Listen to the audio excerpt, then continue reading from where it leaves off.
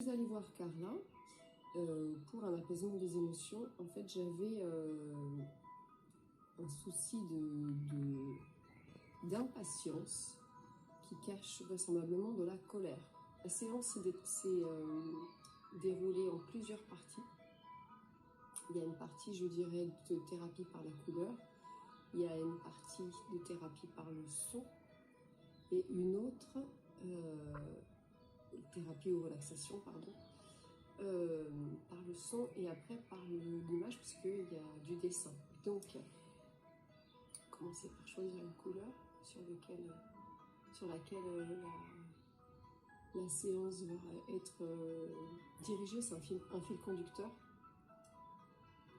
Ensuite, on a une séance de relaxation slash méditation, les yeux fermés, de sonothérapie, que j'ai adoré. Je suis particulièrement sensible à la musique, je fais de la musique, bon bref.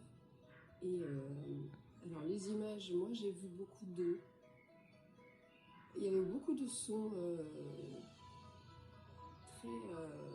très évocateurs, donc je suis partie un peu vraiment dans le lâcher prise, donc pas du tout d'intellectualisme, vraiment dans le ressenti 100%. Et je suis allée en régression infantile en fait. Je me suis sentie, je pense, tellement en confiance, tellement en... Je sais pas comment mettre des mots dessus parce que c'est vraiment des émotions pures. Et je me suis retrouvée un peu dans ce sentiment d'être en anglais on dit toddler. Donc c'est pas tout à fait le bébé. Le bébé il est vraiment dans le couffin, il peut pas faire grand chose.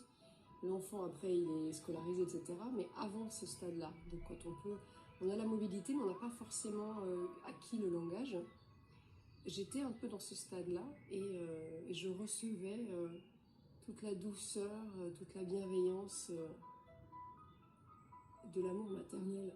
J'ai eu des visions aussi, de choses très simples. Je ne sais pas si je suis censée tout dire, mais j'ai eu des visions de petites choses très simples que j'ai dessinées. Et à la fin, en fait, on a commencé à parler avec Carla. Et j'ai fait la métaphore du calendrier de l'Avent.